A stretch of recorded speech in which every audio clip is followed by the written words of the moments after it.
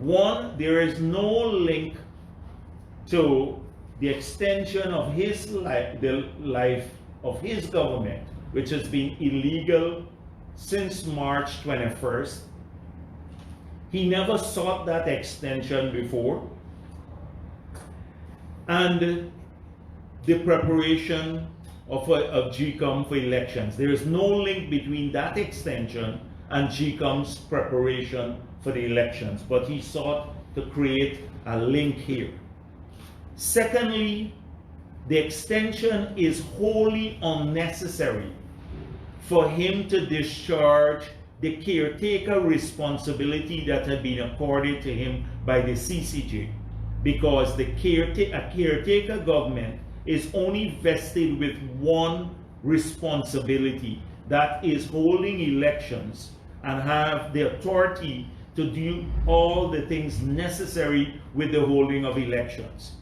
So by virtue of being caretaker, he can proclaim the date and he can dissolve the parliament.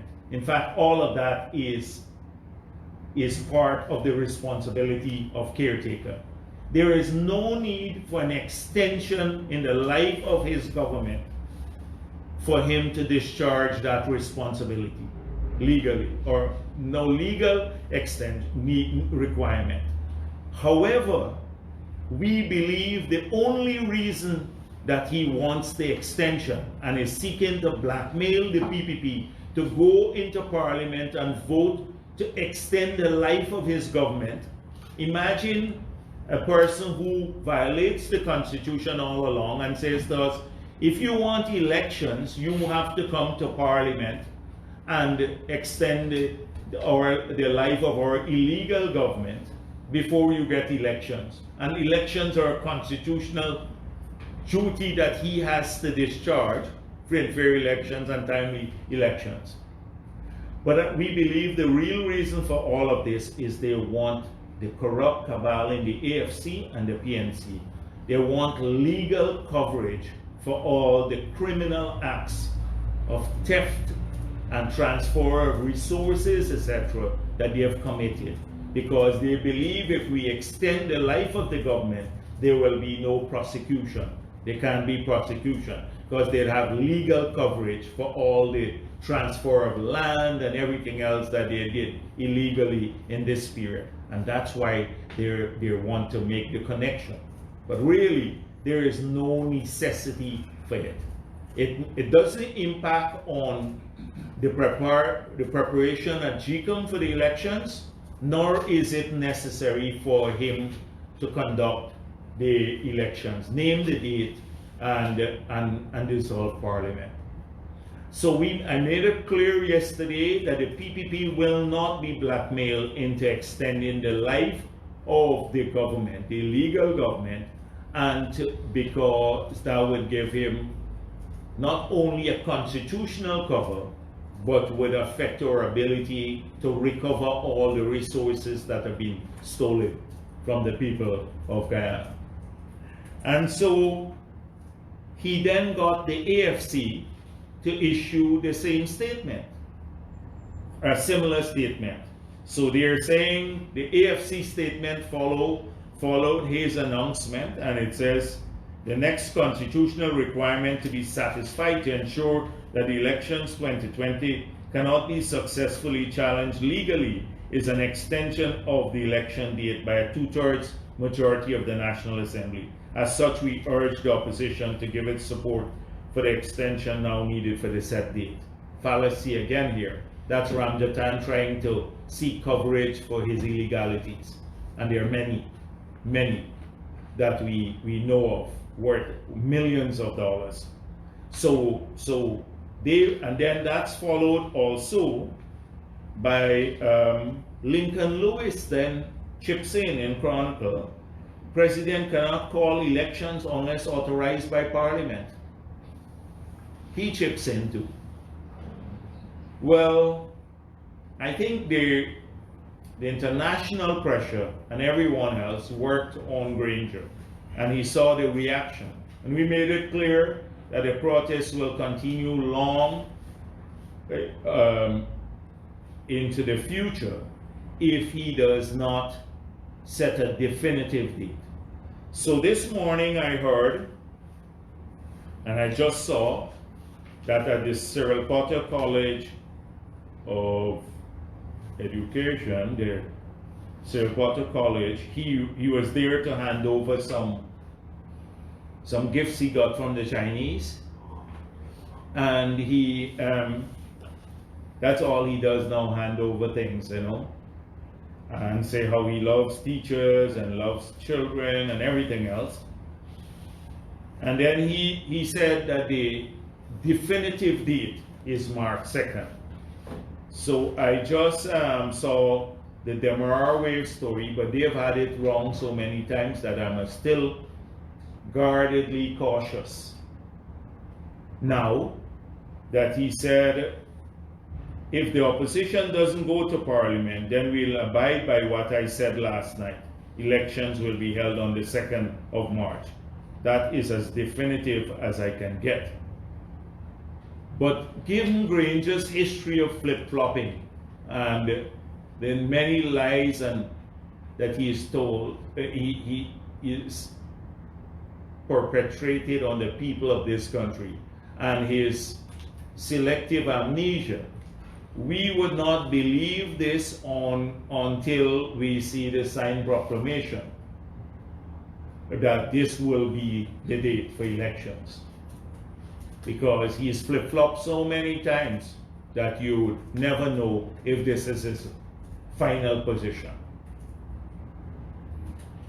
So, and then on the other hand, in the same article, however, I must point this out, that the Demerara Wave chips in with, on the other hand, experts say that the principle of necessity will kick in if the PPP does not go to the National Assembly on October 10th to grant the extension. Some experts say if elections are not held within 3 months of the passage of a no confidence motion, it is only the National Assembly that can set a new election date. The experts sound like Basil Williams. These are the experts. Now, this guy claims I can convene, I have full powers to convene the cabinet. I have full powers to spend the money of the people on everything under the sun. He went to Chinowen yesterday and he had 4 aircrafts paid for by taxpayers and the Bell helicopter accompanying him to Chinowen on a taxpayers funded campaign outreach that will cost millions of dollars. He can do all of that. He has authority to do that, but he doesn't have the authority to name an election date. You know, you need an extension of Parliament. So I wouldn't be surprised with the Lincoln Lewises and the others and his legal experts now coming out like Basil Williams to argue that. But if this is as close as we can get about a definitive date, and it is actually so, we are disappointed, but we would we have to work towards that date, and I'll speak about that in a moment. So let us hope that what he said today after last night, you need actually a translator, an interpreter to understand what Granger says in his speeches. So from last night to today, he had to clarify what he meant last night by naming a date, because the whole country was still not sure. So let's hope that the clarity that he gave today is the one that we can work with, and that March 2nd will actually be elections date, but because we have no intention of going to Parliament to extend the life of his government. Absolutely none. No intention whatsoever. So we looked at Granger's comments after the statements by the diplomats, the diplomatic community. Strong statement from the Commonwealth, and strong statement from the Americans, the British, and the European Union. And he rejected the claim that he had breached the Constitution. I see the Demar Wave story said he rejected. He then, in a veiled way, called them colonizers. And the colonizers wanted to preach to Guyana what to do. And I wonder if when he directed Trotman to sign the contract with Tolo to give away our patrimony, the oil wealth, whether he wasn't thinking about giving away our patrimony to colonizers. But it's very convenient for him. I wonder when he was in 2014 arguing that the international community, the same colonizers, should sanction the People's Progressive Party or Donald Ramatar for the prorogation of Parliament, whether they had ceased being colonizers in 2014 and now they resume that role today. Because he had not only gone for condemnation, he wanted sanctions. And so when you listen to Granger and the government, they're under siege mentality. For a very long time, they had perpetrated this rumor on the ground that the United States of America and ExxonMobil promised them 10 years in office because they're on their side. But I thought all of that, this is a rumor that we had to address every time we campaign on the ground, and particularly in our new strongholds. People say, how are you going to deal with that? Well, that was dispelled, that rumor was dispelled when the statement was issued. That people saw his government as a usurper in breach of the Constitution of Guyana. And the international community was going to support free and fair elections in Guyana and constitutional rule, notwithstanding his claim of friendship. So the claim of friendship moved from, I love you, to you're colonizers, mind your own business. That is how he addressed it.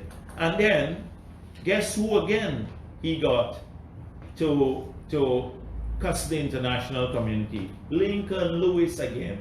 Isn't he appearing everywhere? US, UK, and EU using falsehoods to call elections and threaten sanctions. Lincoln Lewis again. A man with a zero integrity, that he is their propagandist. So, having said all of this, they're under siege. They're under siege. The international community has made it clear they're in breach of the Constitution. The courts did that. We all know this as Guyanese. And they're the only ones who believe, this small cabal, that they're acting in full compliance with the Constitution, as Granger mentioned.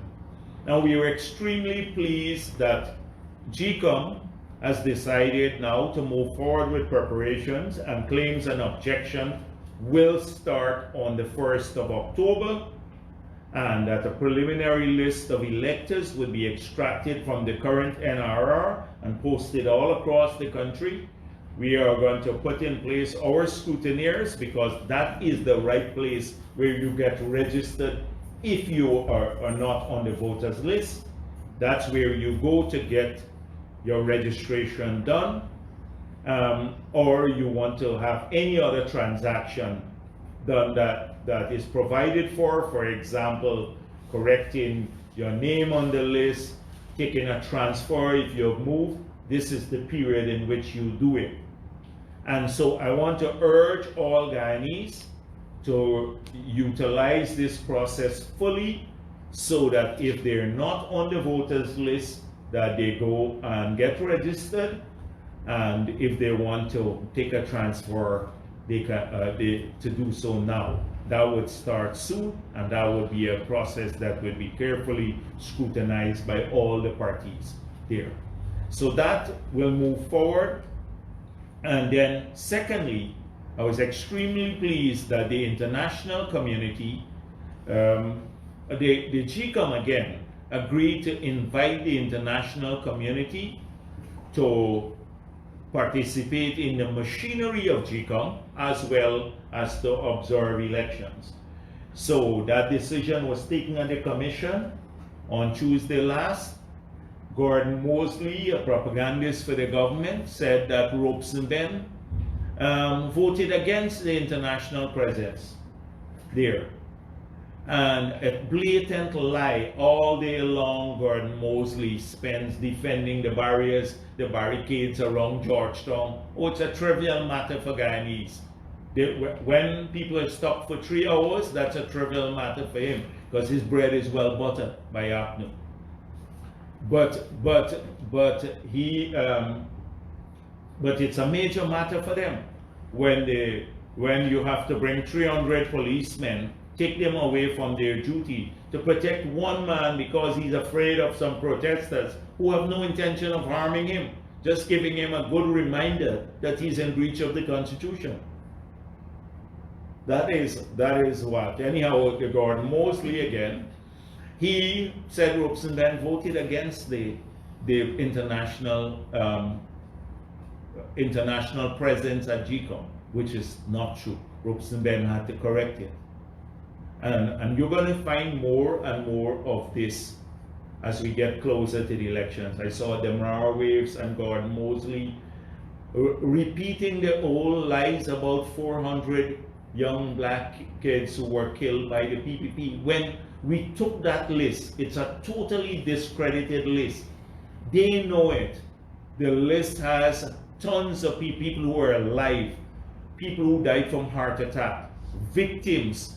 The criminals who were killed, Feynman was the leader of a gang that massacred people, was on that list. Policemen who were killed, all are on that list that APNU generated. And as of today, when everybody knows the list is discredited, they keep referring to this list in their stories. You're gonna get that. So the blatant misrepresentation. But I was extremely glad that GCOM has agreed to have a foreign presence in the machinery. This can help to tame any excesses that may come from the Secretariat. You need a number of impartial, watchful eyes over the activities of the Secretariat, or some elements in the Secretariat, I should say, not all the elements. And that is essential for the free and fair elections, and with an international group that is involved, that has enormous experience with conducting elections around the world, with them being involved in the preparation process. I'm convinced that polling day logistics and the system to do fair counts and declaration of results would all be addressed, because these are crucial issues to which we will have to pay attention, once the date is set. And let's give Granger the benefit of the doubt for once and say it's March 2nd, because I want to believe that he would not lie to people today, but that belief, I'm stretching it, and it's very thin. It's a very thin one. I'm stretching it. So we're happy that we're moving forward. The PPP will start aggressively to campaign, because we want people to hear what our plans are for the next few years. We will review, we'll see how we go, and our strategy to protest the government will be under review. We will keep it under review, but we're not a party of protest. We want to, as I said the last time, we're more comfortable talking about development, and we want to carry that message to every corner of this country, and we want the people to see and understand the plans for the next 5 years and how they will benefit. All of them will benefit from these plans. And that's where we want to go to every region and every community to talk to people about this. That's where we would like to take the campaign. And so I hope that we can move forward. We will continue, however, to expose the corruption of the government, which seems to be escalating 100-fold, notwithstanding the survey that was done. Let me tell you, TIGI has almost become like an arm of this government. Their entire history, if you look at it, the people who were there, Gulsaran and the others, were part of their campaign. TIGI has, under the PVP, every little rumor they ran after and issue a statement. Transparency International, the Ghana chapter. Every rumor they ran against and issued a statement.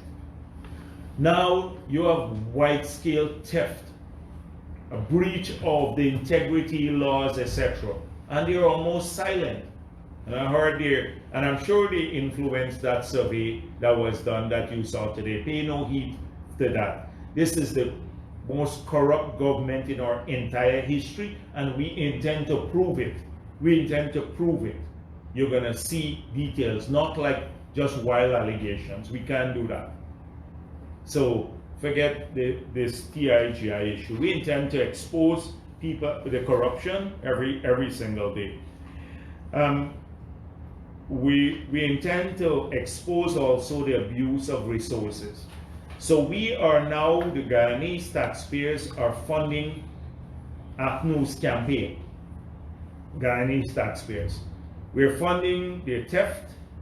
I heard a group, the so-called the young ones in the APNU, and they're very few, they're endangered species, as I said before, very endangered. In fact, so endangered, they probably rank at the same category as the harpy eagle in Guyana. But that group, they're on a whole consorts. So they approached some artists and they said to the artists, we'll give you $20,000, I think one was $20,000 US dollars to come and perform. But can you do the contract for 60,000 US dollars to come and perform? So this is what's going on here. It's, as I said before, the 82 million went on the Buju Banton show. I'm not sure Buju Banton got much of it. I think it landed in quite a few pockets here in the country. So expect a lot of that. The $300 million set aside on top of what was there to celebrate Republic Day next year, February, that half of that will go to people's pockets, not to the celebration itself or ordinary people.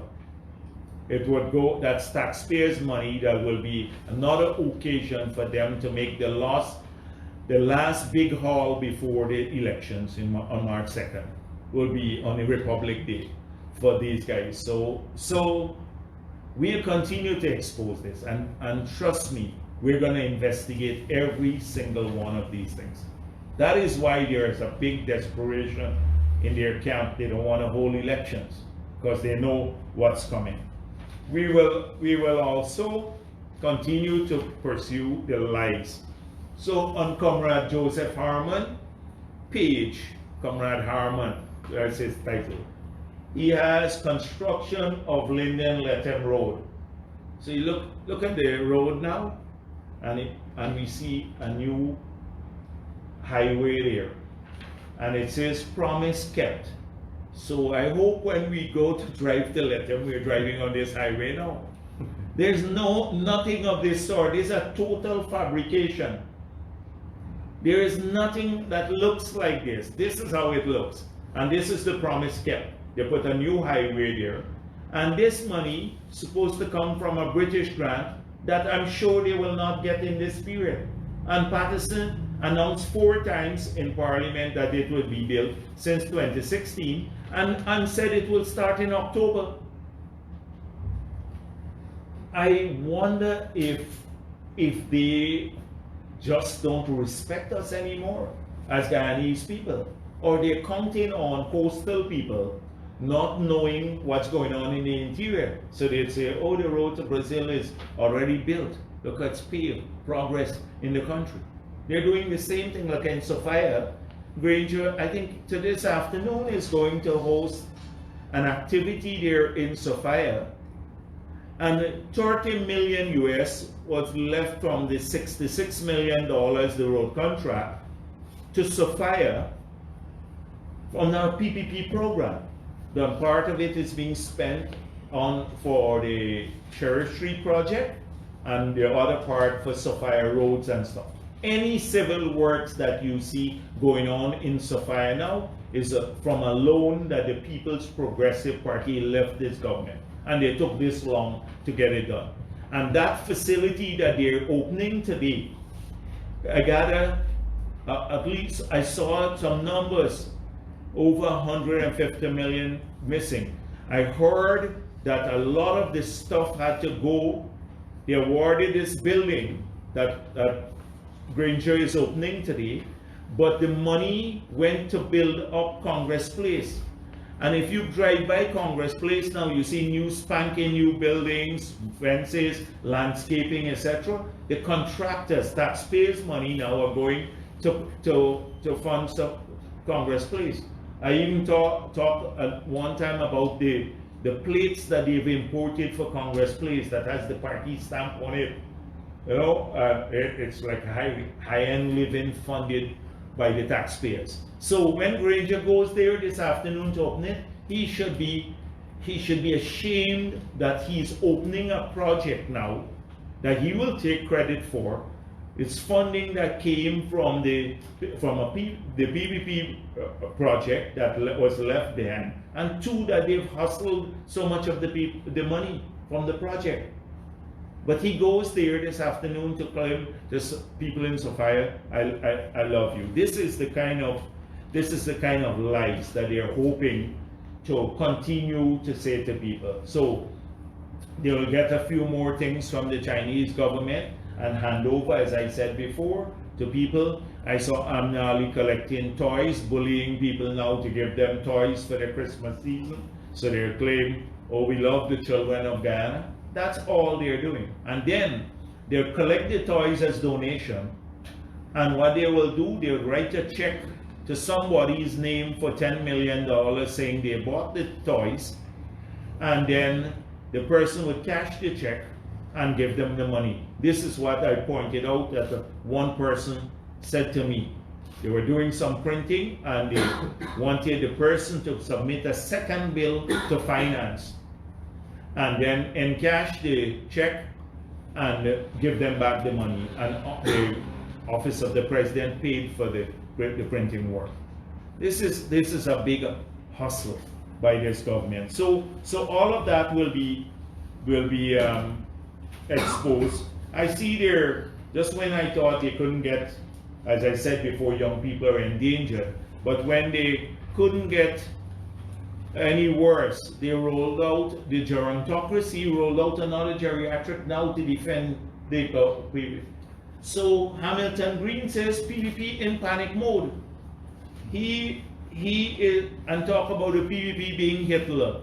You know, Hamilton Green is now living off the largest of the people of Guyana after he's done that even by getting a pension that he didn't really deserve, that is nearly akin to the pension of a president, and that's what he does. He talks about PVP in a panic mode. I see the same thing has happened with Clive Thomas, but I was extremely pleased. One thing I was pleased with about Clive Thomas's article is that at the end of his the huge politics, where his partisan politics came out, this is what he said about the cash transfer that they have been peddling. The WPA has been peddling and saying in some of the communities that if APNU wins, APNU will give everyone $1 million a year in money, cash from their oil money. So after the whole article, this is what Clive Thomas says. As to its affordability, even paying 1 million Guyana dollars to the estimated 210,000 Guyanese households every year for a total of $1.05 billion. You remember that figure that we had come up with? Thomas calculated it was manageable in the long term, and any scheme would be limited to 10% of total government revenues from oil. But he warned that it would take several years to implement properly and was dependent on oil production being over 1.5 million barrels per day, a level not likely until later in the coming decade. So now when Exxon starts, we're producing 120,000 barrels. We will not, by 2030, we may not get to a million, or we may get to maximum 1 million barrels by 2030. And Clive Thomas is saying for this scheme to work, you have to get to 1.5 million barrels per day. So that's beyond 2030. That is what they're saying. But they're telling people, oh, from next year, as soon as the oil comes in, you're getting money. So this is when the economist Clive Thomas kicked in. And I was truthful about this. And the other times is when the political Clive Thomas spoke. And so talking about that, Winston Jordan, can you imagine a minister of finance saying this? He says, the headline, Kaichornu, finance minister opposed to Tullow oil recovering 1% royalty. Says it's tantamount to Guyana getting nothing at all. So we all know that. That's what we've been saying. So let me quote you some of the article. Jordan added, it's virtually like you aren't paying me anything. I would certainly advocate for this to be changed because I don't see royalty being something that can be recovered. Now, this is a contract that was signed by Trotman in 2016 when Jordan was Minister of Finance. And Trotman recently said he was directed to sign the contract. So I'm not sure if by cabinet or the president. Kaichornu said cabinet. But he was Minister of Finance at that time, now saying he is opposed to this contract. But when asked to say if he was present at cabinet when such instructions were passed out, Minister Jordan said he could not confirm or deny. You remember he couldn't confirm or deny the 18 million bonus, signing bonus? That's his typical line. Conform, I can't confirm or deny. And this is what he had to say. You know I'm a traveling minister, and I can't say that I recall being there or what the question that was put to cabinet. I don't know if it was the 1% royalty. I can't speak to what he says or the 1%. And I can't say if I was part of the discussion at that time because, as I said, I'm a traveling minister. I thought he's the Minister of Finance, not a traveling minister. Since when we have a designation, a traveling minister now. But since they're spending $1.1 billion more of our money, which has gone to $1.5 billion more than 2015 on local travel alone.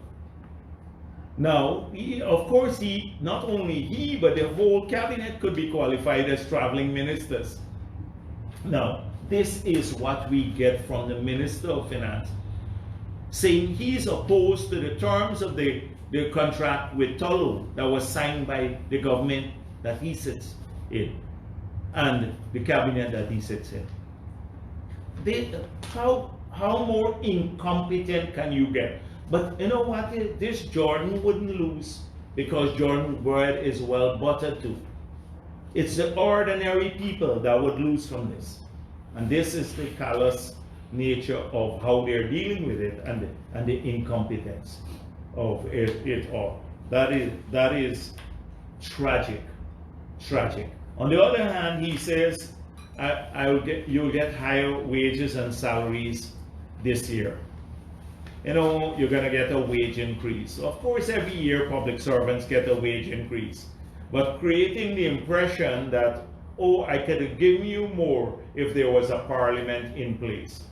Well, there had been parliaments in place when he took away incentives from the remigrants, when he added taxes to education sector. You remember the protests, and then arrogantly proclaimed that people can afford, their children who go to private school can afford to pay their higher fees. That had to be reversed.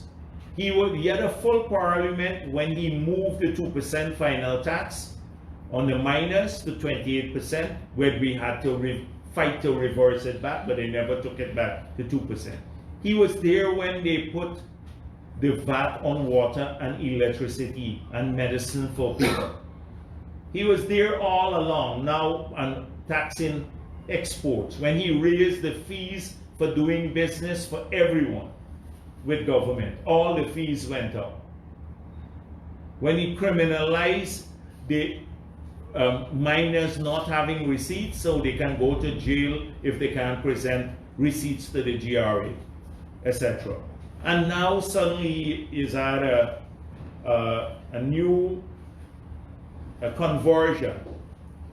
He has found faith now and wants to help all of the public servants. So we should not pay too much attention to what Jordan says, because all of these things all week long, it bothers me. Only now could Granger host a meeting at the State House with the PSU. Why only now as we approach elections? Why only now going out and meeting the communities? Why only now talking about all of these issues? So this brings me to two other issues, and then I'll wrap up. It is the police force and what they are doing now. Internally, we have a lot of intelligence that's coming from the police force at the senior level as well as junior level. People are totally dissatisfied with police, with the government, and it's not only the police, it is the other joint services. They would recall the same Jordan saying that their bonus was a bribe.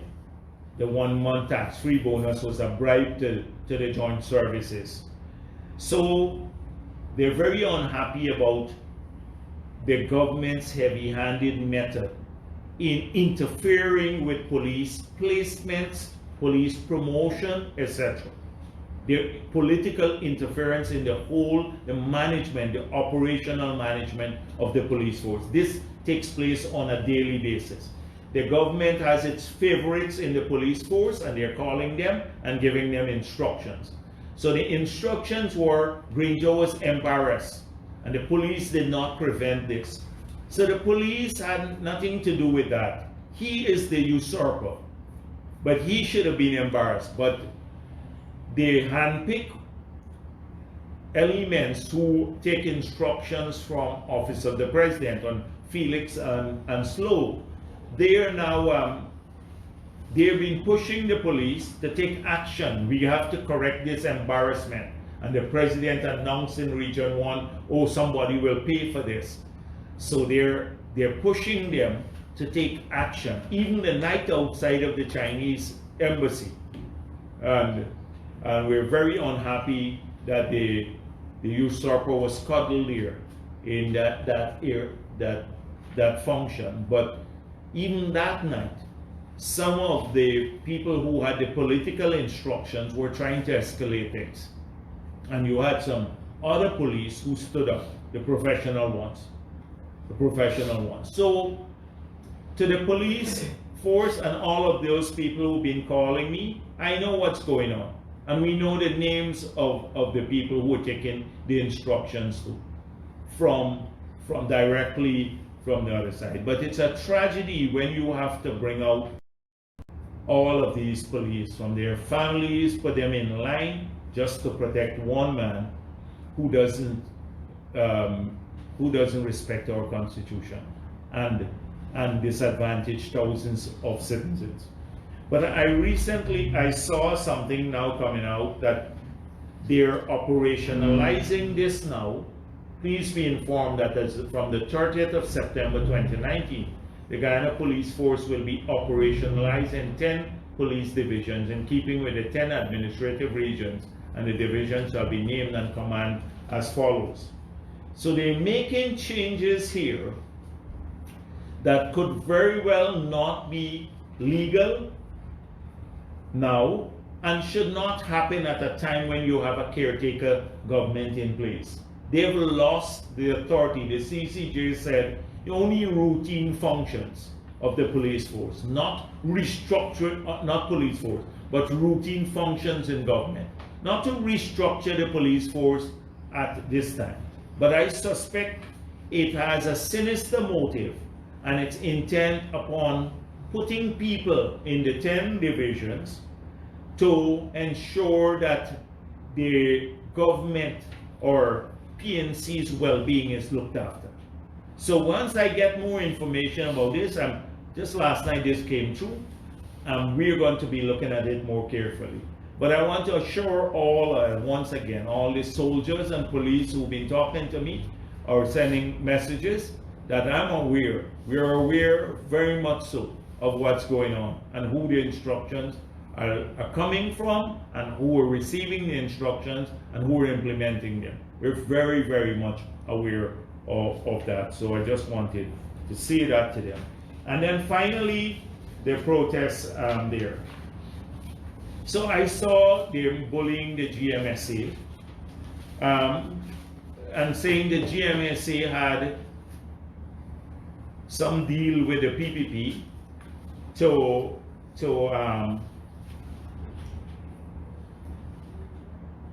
arrange this event at the Pegasus so that Granger will be embarrassed. Now we signaled to the GMSA. First of all, the GMSA put out a release at the beginning to say that Irfan Ali had committed to speak. So they, at another time, so they invited Granger. I think it was an excuse. Irfan Ali never committed to address them.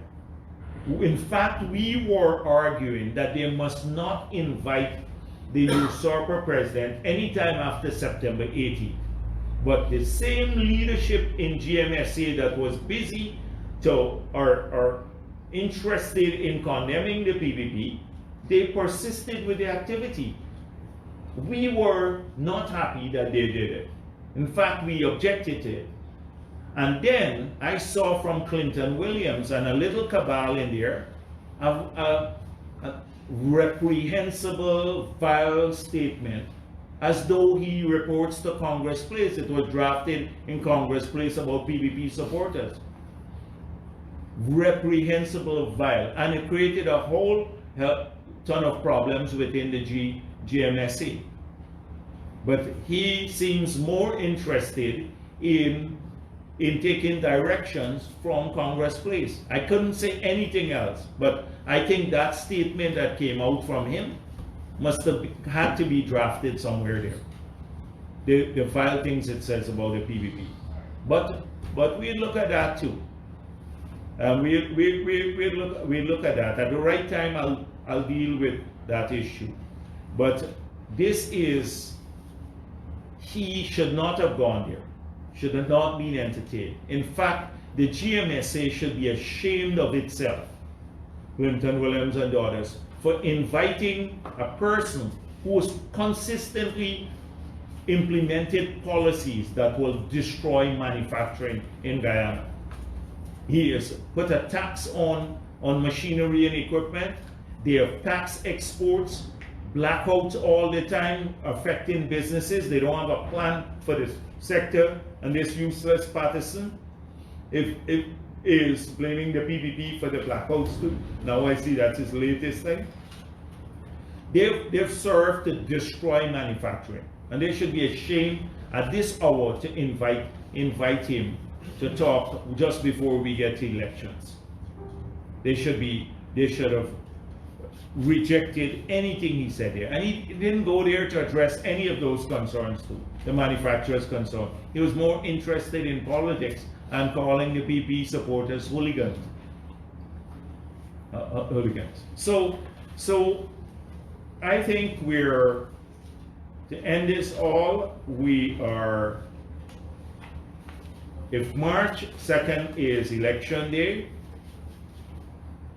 we'll be working hard to ensure that these elections are about issues. We will fight off any attempt to polarize our country along racial lines, because that's the only tool that APNU can use. We want, I said on a radio program earlier this week, every Guyanese must feel part of our program for the future. The day after election, no Guyanese, not because their party lost, must feel that they will be treated any less fairly because their party lose the elections. And they must see themselves in all the programs. We made it clear that our party is working harder to broaden its base, particularly among Afro-Guyanese, the mixed community, etc. We're working hard to do that. Made it clear that there has to be, we're going to promise a process of constitutional reform, but the process must throw up what we change in the Constitution. And that process has to be widespread, and we must consult with the people of Guyana, not with small political parties saying, oh, we want to change the whole Constitution. And because two men sit down in some back room and say, oh, we don't like this, or let's try to create a space for ourselves in this Constitution. It must go to the people of the country. And we are promising a process that will follow that pathway. And there are many things that have to be discussed. The governance model at GCOM, the national governance model, we heard a lot talk about power sharing and all of that. We made it clear that we are open to those discussions in the future at any point in time, but people must be consulted. So that is what we will keep. Our platform is predictable. It's predictable what we are going to campaign on. And it's not going to be on dividing people or racism. It's not going to be on that.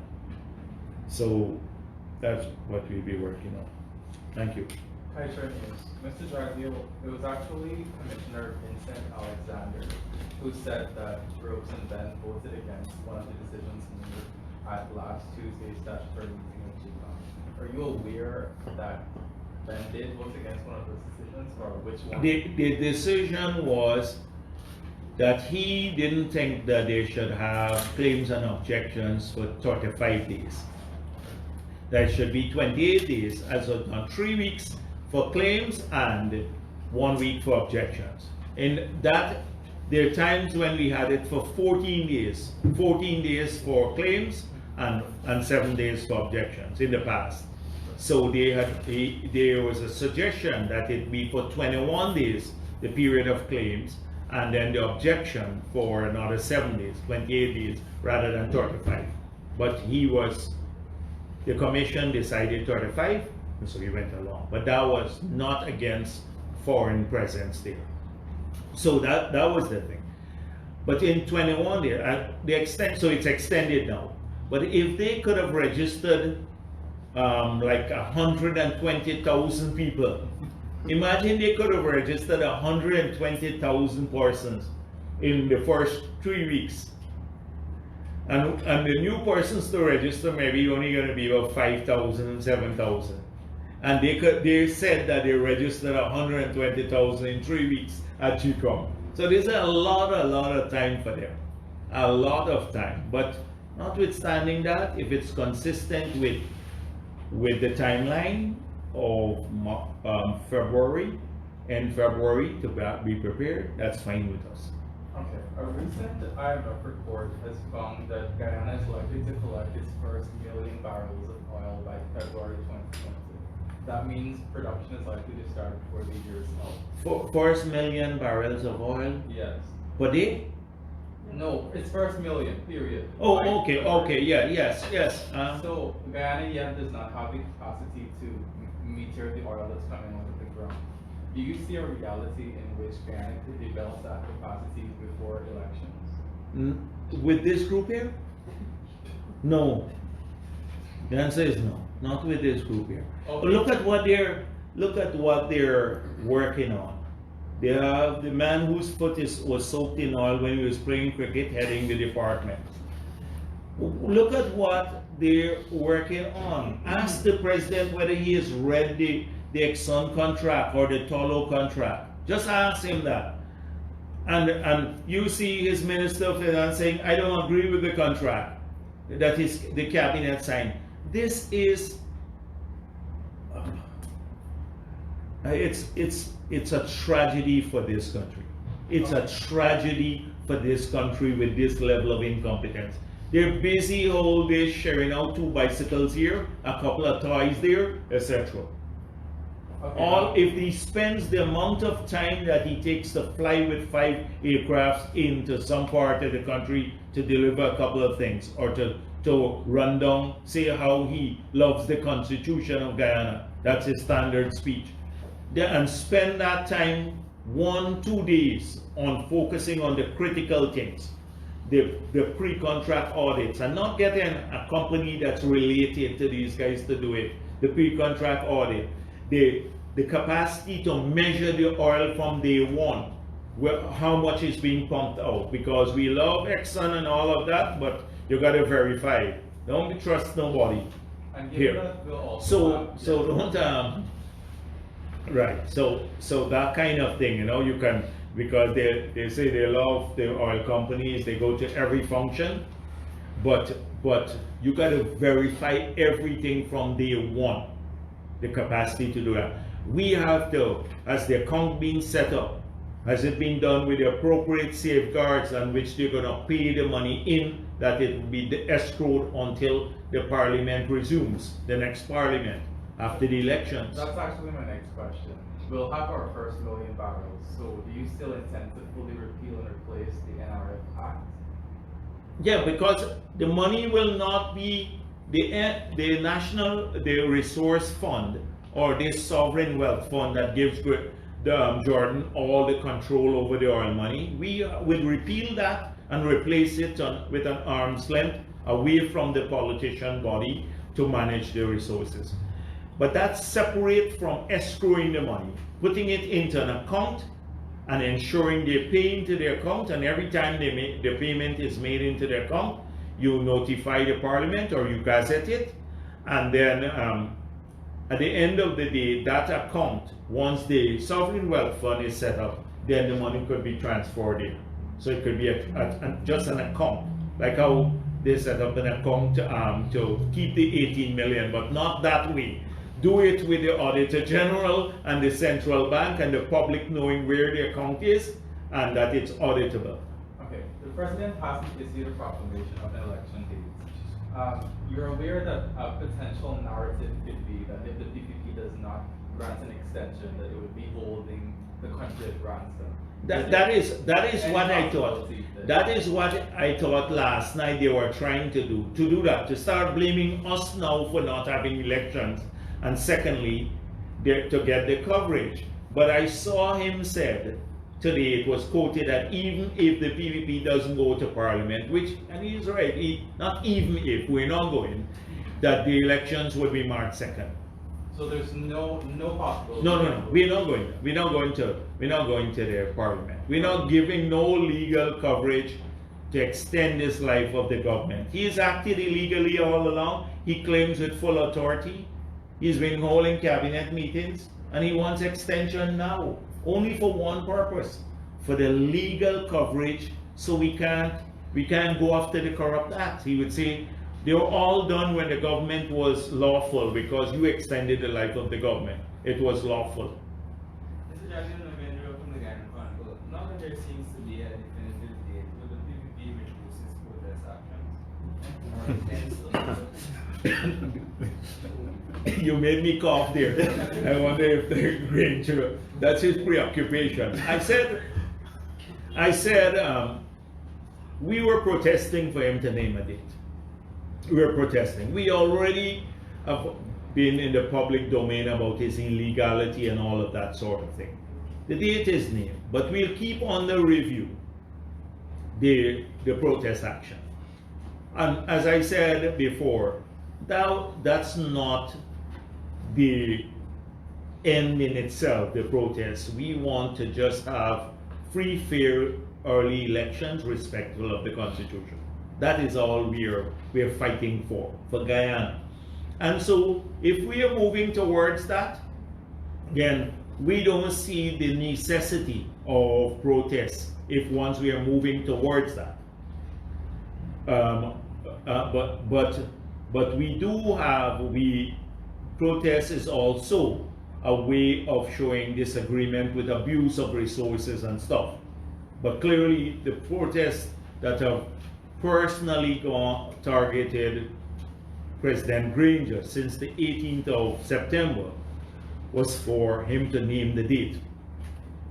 But we will still keep the protest option open if we see any retreat from that, or if we have to use it to prevent the abuse of resources that is going on. So he may, if he confirms the date, he can take down 2 of the barriers, not all. Right? 2 of the 100 barriers he has drawn here. So if that, probably want to get that then. Yes? Sir, while some of the international powers seems to be distancing themselves from the government because of the oppositions, we see China continues to be a friend of the government. You should ask the Chinese ambassador if he supports unconstitutional rule.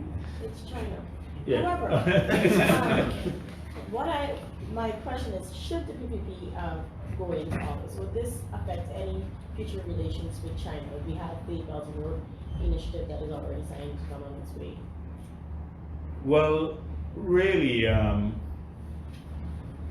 government should remember, and a party should remember, the people who stand up for freedom, democracy, rule of law, constitutional rule, favorably. And so I would say that if I'm part of any government in the future, I will long remember those who stood up in favor of constitutional rule in Guyana, without saying anything about those who did not explicitly support it. Okay, and what are your projections for life for Guyanese later on in the year, like November, December? What do you expect? For I meet people every day, and it's like a flood of people. I wish the media could put the politics aside, come over here one day and see the flood of people who come in here and to Freedom House, and the kinds of issues they come in with. And these are people of every race, hardcore grassroots supporters of APNO, who their whole lives have struggled for the PNC.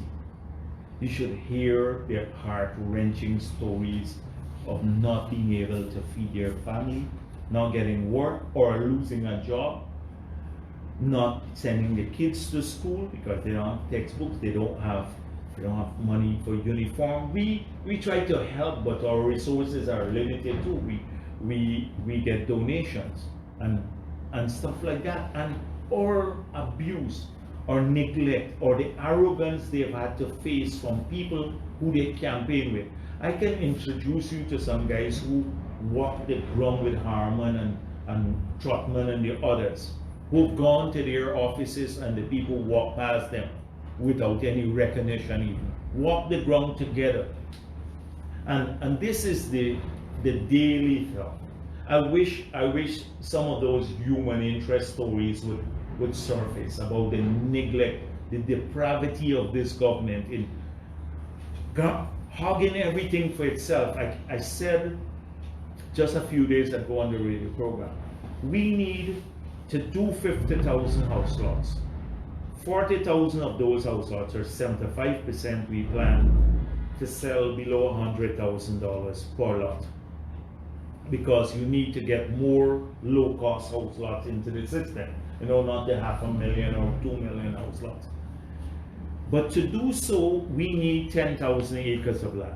It's about 5 house lots per acre.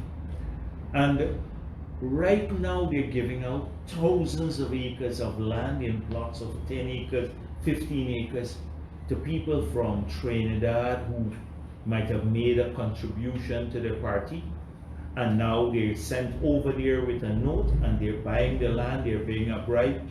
You will see after the government changes, you will see the big list of cronies who have gotten these. They don't want early elections too.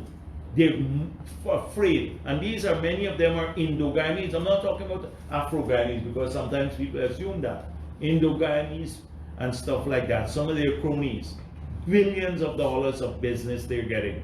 They don't want elections too. They're mortally afraid because they know what will happen. We'll take it back. So when they give out all of this land, in Region 4, a significant part of the 50,000 will have to be in Region 4. This is our most populous region.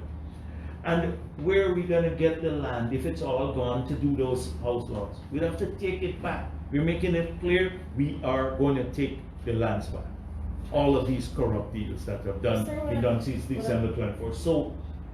So I'm just saying, you ask what to expect. Yeah, what I'm trying this is what I'm telling. For Hardships. It's happening now, and it will even escalate. It will get worse because people don't want to invest the uncertainties. You saw the statement from the international community. Chinese are obsessed with Christmas. No, but Christmas, I do hope people can enjoy Christmas. I outside of the politics, this is not politics again, that our people should, hopefully they get their salary increase, back pay and stuff like that. They have a good Christmas, and but not more and more people are going to have a terrible Christmas. Terrible Christmas. One time I went into work in New Amsterdam, and a woman said to me, you know, this is 2 Christmas ago. She said to me, first Christmas, I don't have anything. Because she, Afro-Guyanese person, laid off from the estate. Laid off from the estate. She's been working there for 16 years. That's her job. That is that more and more people will face that. But I just wanted you to get a feel for what we see every day. And in the meantime, I'm trying to contrast how they're behaving. Granger travels with a huge entourage of police. I must do this calculation.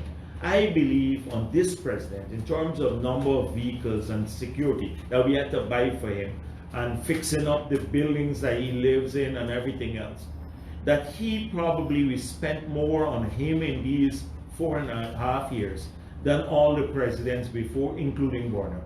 I really believe this, including Bharrat. I believe this because the excesses that you see. A lowly prime minister, I'm coming down, I see sirens flashing. So I said, Granger is moving by, but he's only moving with 2 vehicles. It's the ministers. I thought it was Granger passing by, because normally as president, when you're as president, you go with just 2 vehicles, and one in front and one in the back. That's it.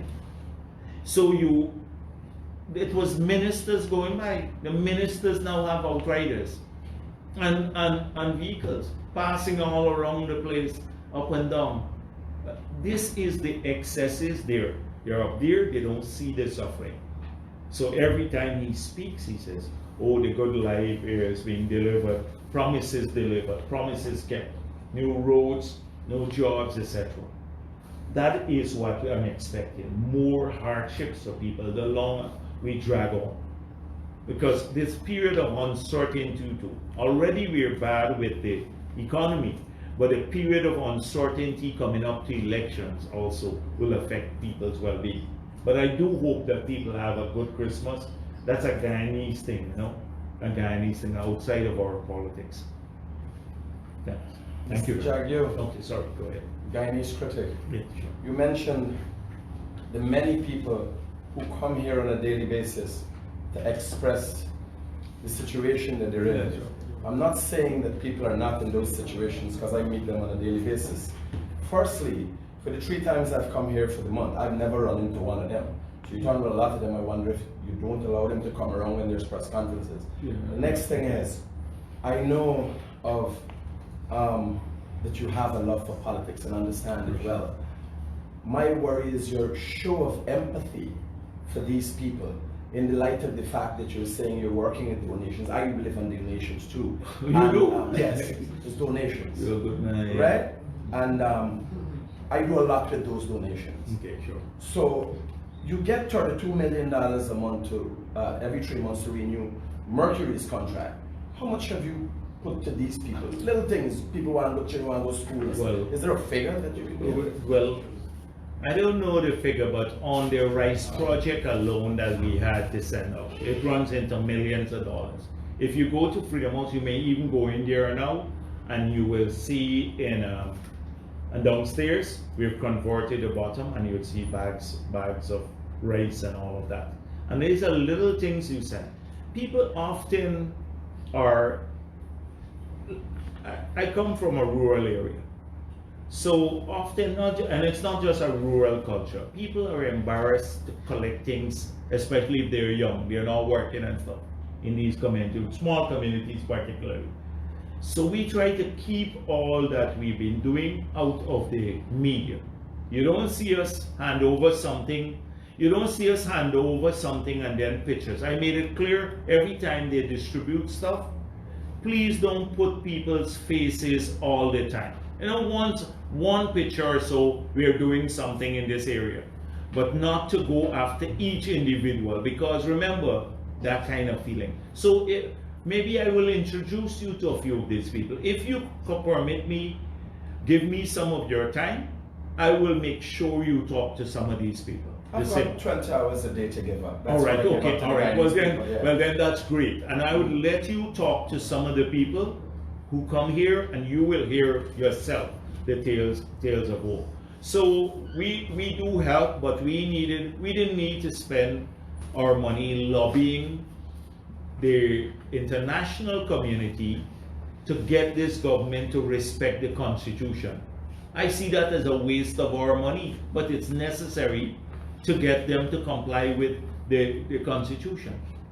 Wholly unnecessary if we lived in a country that the president and the cabinet respected the rule of law, but we don't. And that is why we gotta do that. It's an expenditure which we didn't have to pursue, but it's vital for democracy and for the well-being of those people too. And what are the things being taken away? It is the things that we put in place that created some lessen their hardship. So the pensioners, ton of them come in here who now have water bills of $30,000, $40,000, and it bothers them at night. They're older people, they can't sleep when they receive a bill from GWI for $40,000 when they had zero to pay in the past because they were getting free water. Those are the kinds of things. Or school kids, you know, saying, oh, we didn't get the uniform thing as yet, and the 10,000 used to help us. That sort of thing. Or when people come in and have to pay more on medicine because there is a tax, or on water, or on electricity. They don't get a subsidy anymore for the electricity. That's the kind of thing I'm talking about. Or they lost their jobs. So if you give me some of your time, I'll make sure that you meet people. I'll actually ask them, because I don't like to parade them too. You know, we meet them quietly, they come for legal advice, sometimes we file a case. It's not like, I don't want people to feel that it's a media show. Although media is important, but you got to understand a lot of those people want privacy too. This is not all about the politics. This is not all about the politics, it's also a humanitarian thing. You don't want to expose people to that. One other thing. Do you see this government facing repercussions as a result of them lashing out on the international community, calling them colonizers, from your understanding of your past experiences, like the Manichan episode? Well, I don't know. I just pointed out how they're duplicitous. The same people. I saw Christopher Branham letter about Nigel Hughes, what he had to say in today's paper. In that period, how they will seek international support and how they will hold the government, the parliament that was pro-Ramantara regime, to high fiduciary standards and stuff. Read the letter today, and he's gone silent now. So we hope that the international community will continue to put the pressure on this government to respect constitutional rule. Because we argue that constitution and democracy and these things are universal values. And I was speaking about the African Union some time ago, when Granger says that, oh, there's a principle in global diplomacy of non-interference in each other's internal affairs. And the African Union decided to move away from that because a dictator can easily say, you're interfering in my affairs, you have no business. The African Union, so they came up with an unwritten principle called non-indifference when democratic order is trampled upon or infringed upon. So non-indifference, you can't be indifferent if people are being slaughtered. There's genocide. You can't be indifferent when human rights are being violated openly, or when democracy is under threat. So that is coming back to the issue. I hope that the international community will continue to ensure that the funds are now available for the government now they're in caretaker mode. Shouldn't be any disbursements. They should be cautious. Like Norway, I saw the issue from Norway recently, and we contacted Norway. But remember, a group from civil society and Ramjatana tried to block the funds from Norway coming to a legal government, and now they love Norway so much, and they're praising Norway for releasing money that the PPP had negotiated. Another one of those. So that's it. I don't know what the level of the repercussions will be. I don't like countries being sanctioned. I don't want our country being sanctioned, because if our country is being sanctioned, then our people suffer. If there is sanction, it must go against individuals, surgical sanctions about individuals who violate the rule of law and democracy, not country-wide sanction. I've had James Bond on 2 of my programs, 2 different radio stations that I have programs on, and he has been touting inclusive governance. What do you say about that?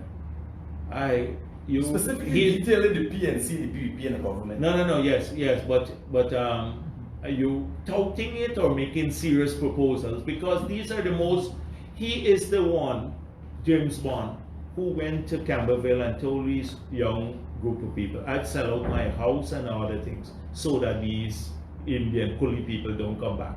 And the guy, I mentioned it on this program already. So this is the sort of thing. He did the same thing in All Boys Town. We have the kids, Little Street, he goes around. How can you say that at the level on a program? Let's get together and work together and stuff. And then on the ground, go and polarize people along racial lines too, to see us as the enemy. James Bond outside of that, the policy, the idea. Yeah, but that's why I said we're open to anything but it must be done on the basis of trust. And that is why I spoke about the governance model for the country must be subjected to discussion. We are willing to participate in that sort of discussion. But you must ask James Bond, why is it you're doing this? Why is it you say one thing and then the whisper campaign is vile? You say one thing publicly, And then that like Valderrance. I love all of Guyana, I'm working to Guyana. When you get into a room, then suddenly people's race matter and everything else. You didn't have enough who look like Jagdeo, that sort of language. We don't use that. Thank you.